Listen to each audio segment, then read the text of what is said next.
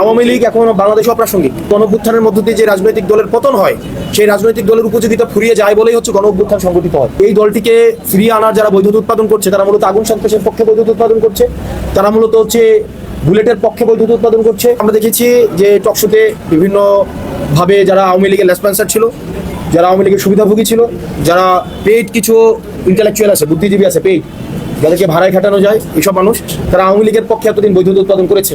কিন্তু গত 2 দিনের কার্যক্রমে বুঝে যাওয়া উচিত যে আওয়ামী লীগ কখনোই গণমানুষের দল ছিল না।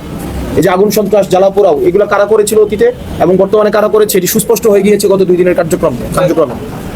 আপনাদের একটা বিষয় মাথায় রাখতে হবে, আওয়ামী লীগের যে পতন সেটি কিন্তু কোনো নিয়মতান্ত্রিক ভাবে হয়নি, যে ব্যালটের মাধ্যমে সেটি হয়েছে। আবার ব্যালটের মাধ্যমে তাদের হচ্ছে আমরা আবার তাদেরকে নিয়মতান্ত্রিক ভাবে আবার রাজনীতিতে ফিরিয়ে নিয়ে আসার যেই কথা বলা হচ্ছে সেটি হবে। আওয়ামী লীগের পতন হয়েছে এটি গণঅভ্যুত্থানের মধ্য দিয়ে। গণঅভ্যুত্থানের ম্যান্ডেট হচ্ছে জনতার ম্যান্ডেট এবং এটি হচ্ছিল সার্বজনীন ম্যান্ডেট।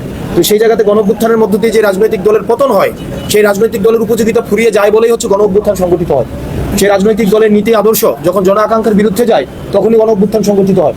তো যেহেতু এই গণঅভ্যুত্থানের মধ্য দিয়ে আওয়ামী লীগের পতন হয়েছে, এটাই স্বাভাবিক প্রক্রিয়ায় ব্যালটের মধ্য দিয়ে এই দলটিকে ফিরিয়ে আনার যারা বৈধতা উৎপাদন করছে, তারা মূলত আগুন সন্ত্রাসের পক্ষে বৈধতা উৎপাদন করছে, তারা মূলত হচ্ছে বুলেটের পক্ষে বৈধতা উৎপাদন করছে, এত বছর ধরে যারা ব্যাংক লুট করেছে তাদের পক্ষে বৈধতা উৎপাদন করছে, তারা যারা গুম খুন হত্যা নির্যাতন নিপীড়ন যেটি হয়েছে সেটির পক্ষে বৈধতা উৎপাদন করছে, তারা মাইনরিটির যে নির্যাতন হয়েছে, আমাদের হিন্দুদের উপরে যে নির্যাতন আওয়ামী লীগ যেভাবে করেছে, মাইনরিটিকে যেভাবে ক্লাসিফাইড করেছে সেটির পক্ষে তারা বৈধতা উৎপাদন করছে। তো সেই জন্য যারা ফেসিবাদ বিরোধী ক্রিয়াশীল যে রাজনৈতিক দলগুলো রয়েছে, সেই রাজনৈতিক দলগুলো ঐক্যবদ্ধ হওয়ার কোনো বিকল্প নেই। সেটির মধ্য দিয়ে আসলে আওয়ামী লীগের উপযোগিতা বাংলাদেশে যে বিনষ্ট হয়ে গিয়েছে, উপযোগিতার যে আর কোনো অবকাশ নেই, সেই জিনিসটি হচ্ছে তখন স্পষ্ট হবে।